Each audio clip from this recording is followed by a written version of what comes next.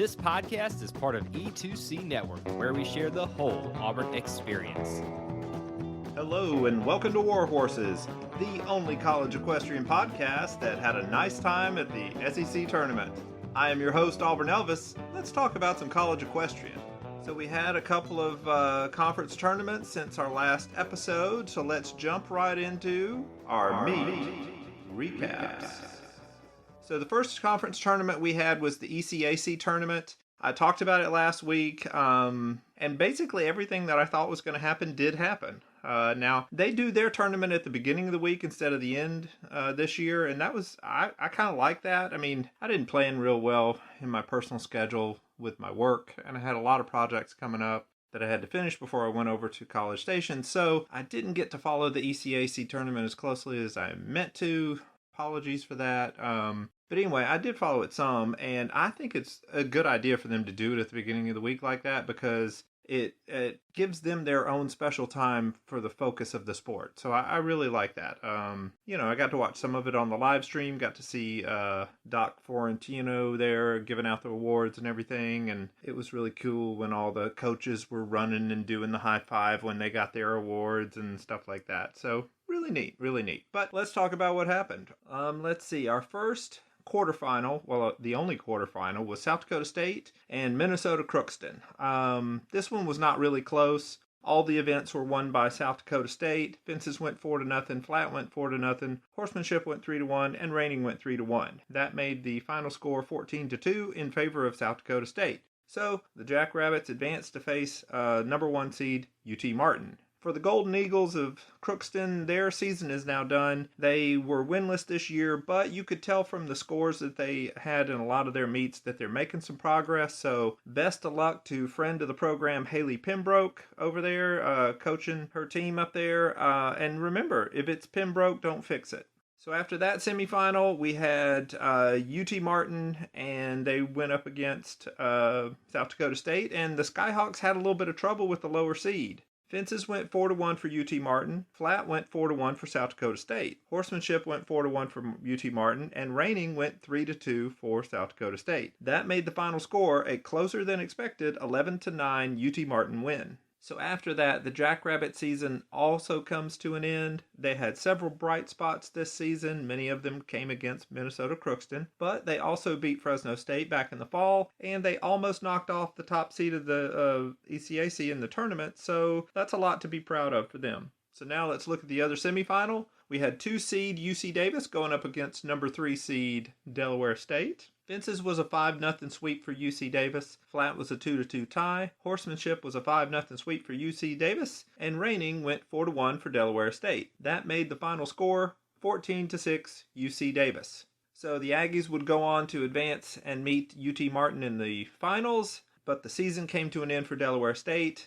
I'll say that all things considered, this is a season that is kind of a woulda, coulda, shoulda for the Hornets. They returned a lot of talent this year. They had a perfect fall campaign, so it just really looked like things were lining up for them to make it to Ocala. This would have been their first time ever. And then they started picking up losses, and with their thin schedule, they didn't have enough wins to really balance those out. They couldn't stay in the top 8. They were pretty close, so that even if they had run the table in their conference tournament, they probably could have reached Ocala, but they didn't. They lost in the semifinals. So it was a fine season for them all overall. They did knock off Baylor in the fall. So a pretty good season. Now over we go to Wednesday for the final between UC Davis and UT Martin. The day started off with flat and horsemanship. UT Martin won the flat 3-2, and horsemanship went 4-1 for UC Davis. So that made the halftime score 6-4 for the Aggies. In the second half, fences went 3-2 for UC Davis, and then horsemanship went 4-1 for UC Davis as well, and that made the final score 13-7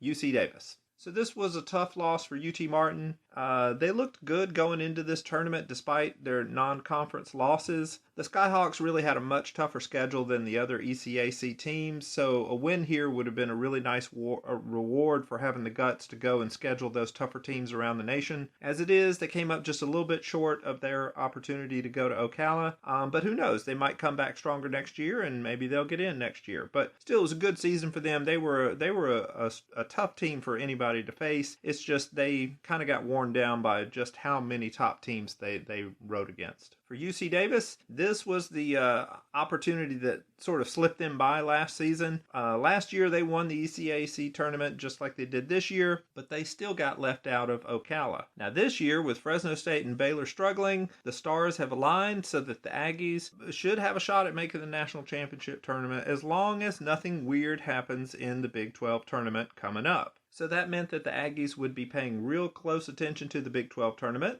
because there was still a slight chance that if the tournament had some major upsets, there might be a teeny tiny chance that maybe they did not get an invite to Ocala. Basically, Davis really needs both Baylor and Fresno State to lose on the first day of their tournaments and make sure neither one of those teams would jump them in the rankings. So just keep that in mind as I talk about our first semifinal over in the Big 12. So first off, we had number 1 seed TCU versus number 4 seed Baylor. And as we talked about a lot this season, Baylor has tended to underperform. So when I predicted that this would be a 13-5 victory for TCU, I thought I might actually be a little too generous towards Baylor. Well, as it turns out, this was a meet where the Bears did ride up to their potential, and then some. So first up, we had reining and fences. TCU won fences 4-1, and reining was a 2-2 tie. So TCU had a 6-3 lead at half, and they had taken a bunch of fences points from Baylor, so this meet looked well in hand. Then the flat happened, and this is where Baylor came alive. The Bears won flat 4-1, so just like that, this meet was tied. But that's okay, TCU has the nation's best horsemanship squad this season, so no need to worry, right?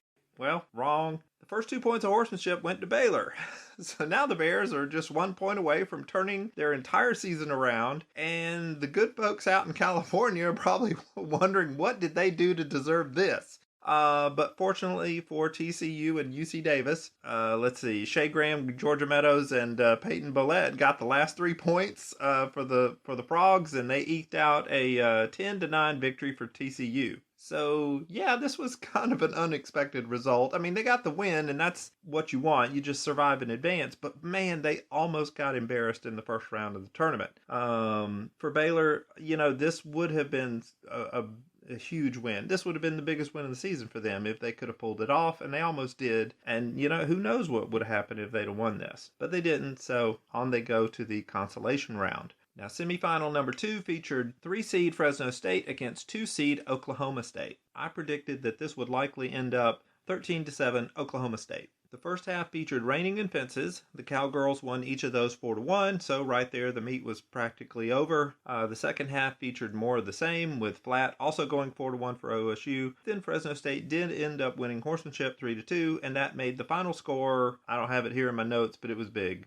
So with those 2 meets going mostly as expected, that set up a consolation meet between Baylor and Fresno State, and I predicted that would be a 10-8 win for Baylor. So the first half got going with flat and reining. Flat went 3-2 for Fresno State, and reining went 4-1 for Baylor. In the second half, Baylor won fences and horsemanship 4-1, making the final score a resounding 14-6 win for Baylor. So this is not how Fresno State wanted to end their season. The high point of things for them was definitely that SMU home win back over in the fall. They also had a home win over UC Davis, but they didn't really do much else with their season. Even though the Bulldogs won't be going to Ocala, though, they did beat 2 teams that will, so that's something they can point to. For Baylor, again, their season is also over. If they could have gotten a little bit more consistency out of their riders, they probably would be going to Ocala. So on we go to the Big 12 final. We had 2-seed Oklahoma State and 1-seed TCU. In my prediction, I think I said something brilliant like Oklahoma State is good enough to keep this close, but unless TCU really underperforms, I think we're still looking at a 12-8 win for the Frogs.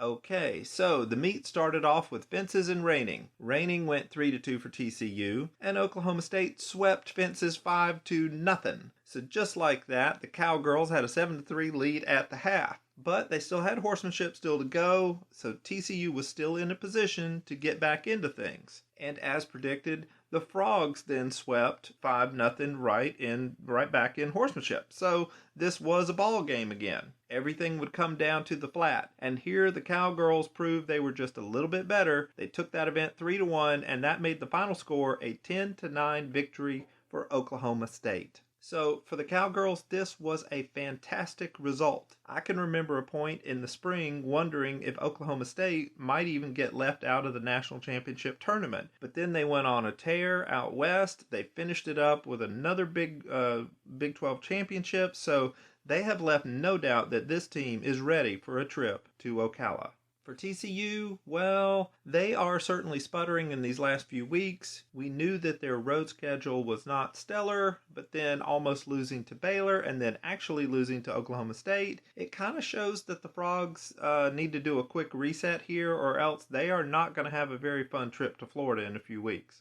Okay, so with that tournament out of the way, let's talk about the last tournament of the weekend, the SEC tournament. Semifinal number 1 matched number 4 South Carolina against number 1 Texas A&M. And I warned everybody that South Carolina could be tough in this one, and I predicted only a 10-8 victory for Texas A&M. Things got going in flat and raining. Both events went 3-2 for Texas A&M, so the 6-4 halftime lead had the Aggies in control. Things would pretty much continue that way in the second half. A&M won both fences and horsemanship 4-1, making the final score 14-6. So the Aggies advanced as expected, and the Gamecocks were sent down to the consolation bracket. So over we go to semifinal number 2. This is the one I actually witnessed. And we had number 3 seed Auburn going up against number 2 seed Georgia. I predicted that Auburn would get the 10-9 win. Raining and flat started off this meet. I actually had Georgia favored in both of those events, but Auburn won raining 3-2, and after a set of re-rides on the flat, Auburn flipped an earlier Georgia point into an Auburn point, and that turned what would have been 4-1 win for the Bulldogs into only a 3-2 win. So things were all knotted up at 5 each at the half. In the second half, the events favored Auburn, so I had them favored in both of those. And Georgia did the same thing to Auburn over fences. They kept it close, and things ended up in a 2-2 tie there. But over in horsemanship, Auburn just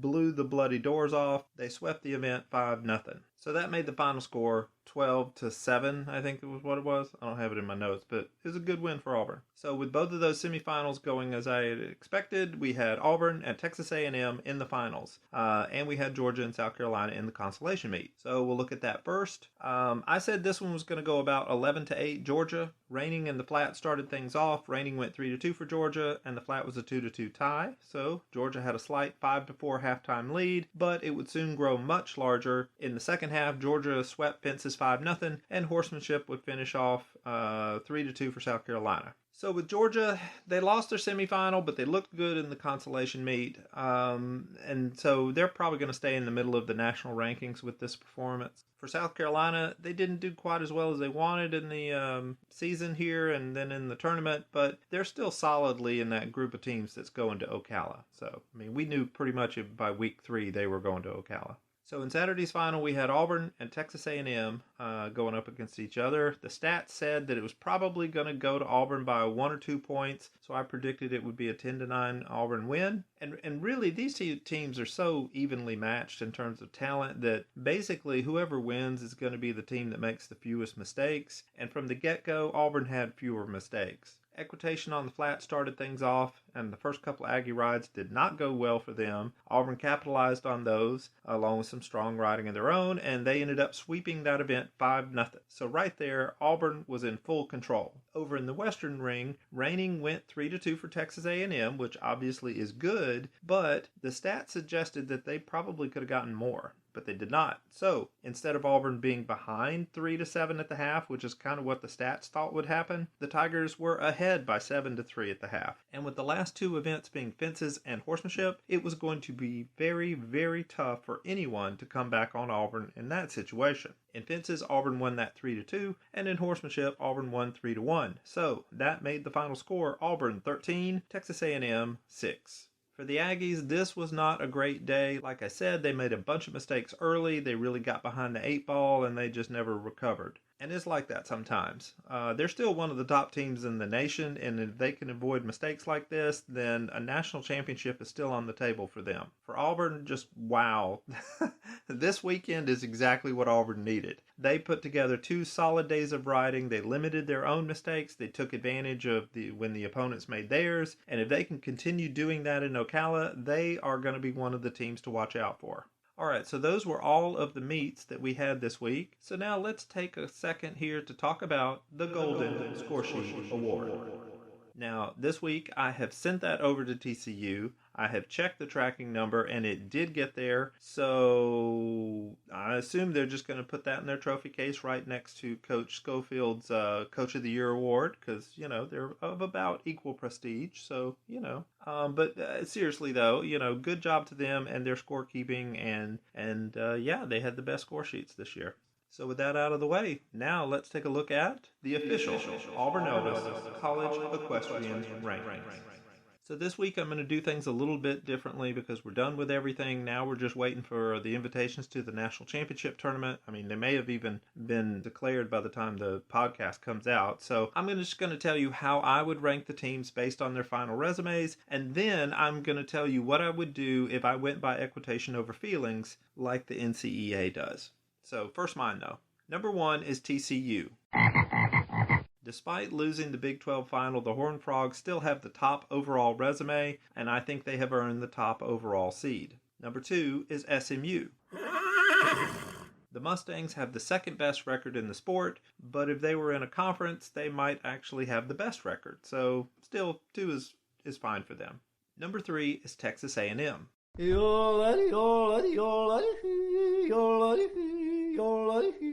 It was a tough call, but the Aggies just don't have a bad loss. Their worst loss is probably that neutral site loss to Auburn in the SEC Championship, and that is not a bad loss, and that's the worst one they got. So, yeah, I think I can make a good case for Texas A&M having the third best resume. Number 4 is Auburn. All right, Tiger fans, get your hands up for Madigan!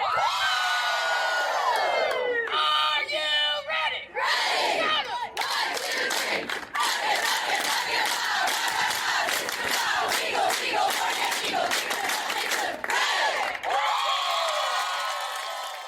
The Tigers' resume has some, bad marks on it, but it also has some pretty nice ones too. The worst loss is at home to SMU, which actually isn't that bad for most teams. It's just kind of bad for Auburn. And then, of course, they have the SEC tournament win, which was pretty nice. Okay, so number 5 is Oklahoma State.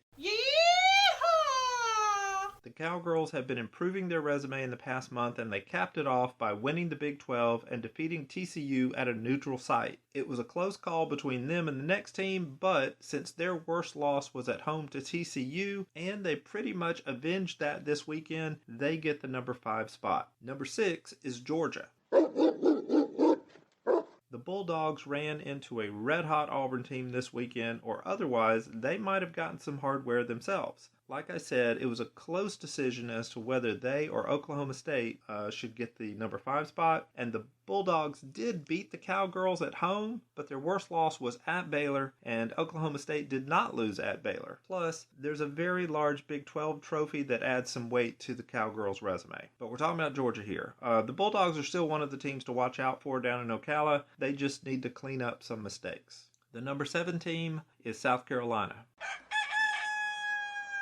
The Gamecocks essentially locked up a trip to Ocala by week 3 or 4, whenever it was. It was pretty darn early. And even after that, they proved to be a dangerous team. They probably don't have enough in them to win 3 straight days down in Ocala, but they're good enough to win, 1 or 2 days, and they could wreck somebody else's plan if somebody overlooks the Gamecocks. And at number 8, the final team that should be going to Ocala is UC Davis. Hello!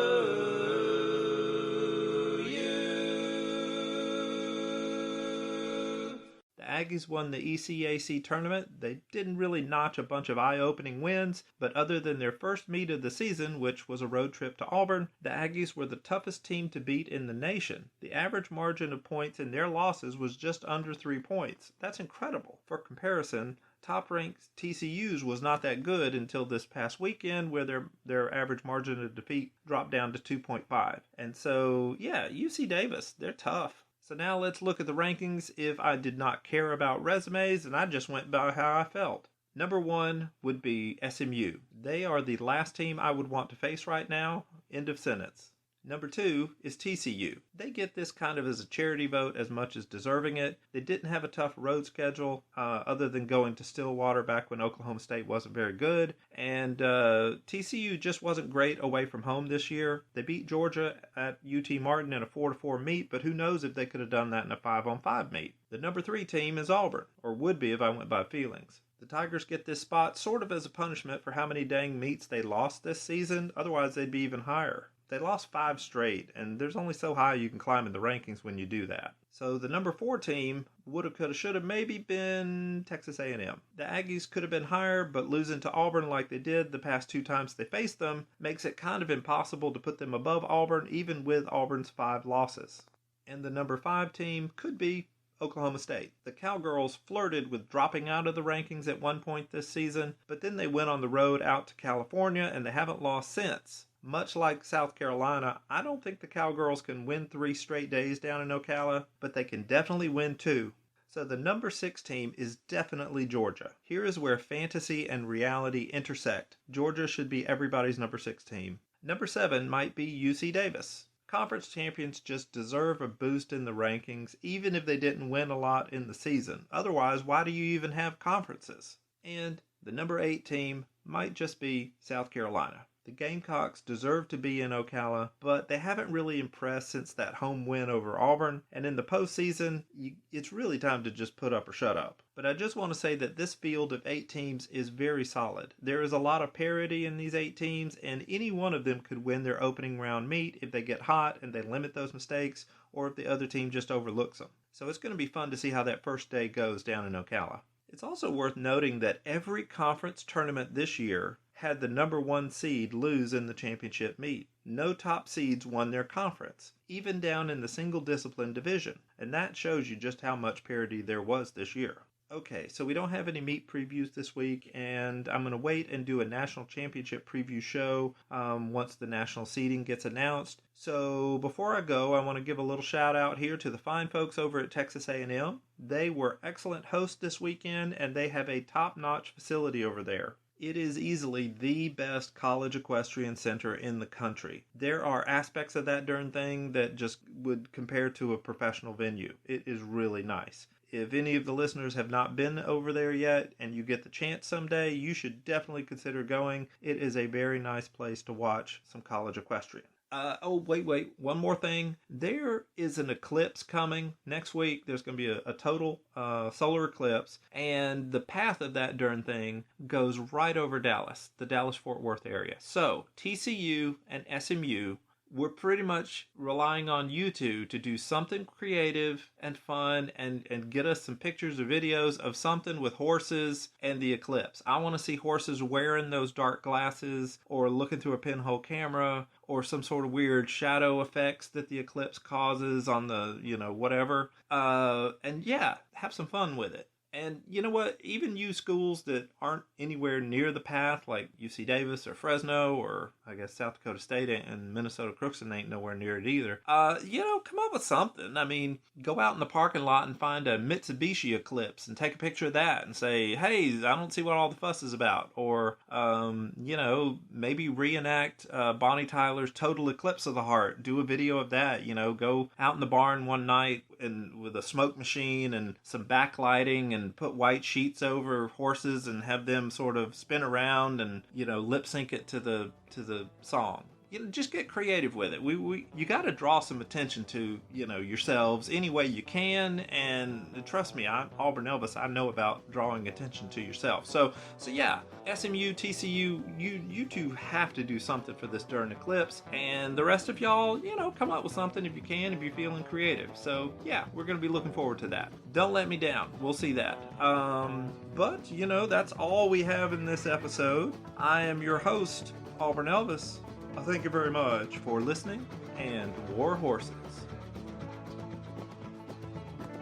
Thank you for tuning in to today's episode on the E2C Network. On your way out, I want to remind you to stop by e2cnetwork.com. It's your one-stop shop for all our content across our podcast, YouTube channel, and much more. To stay up to date with us, make sure you're following social media accounts such as Facebook, Twitter, and Instagram. While our content here may always be Auburn sports heavy, if it's orange and blue, it's what we do.